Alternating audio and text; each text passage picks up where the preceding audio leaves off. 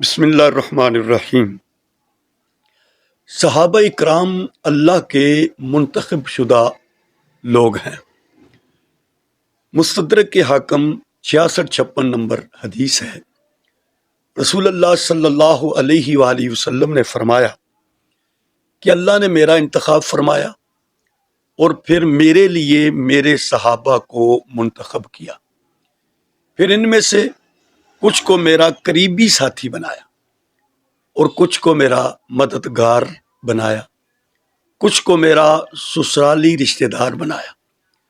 لہذا جو شخص ان کو برا کہے گا اس پر اللہ کے فرشتوں کی اور سارے انسانوں کی لعنت ہوگی، اور قیامت کے دن اس کا نہ کوئی نفلی عبادت قبول ہوگی، اس کی نہ کوئی فرض عبادت قبول ہوگی۔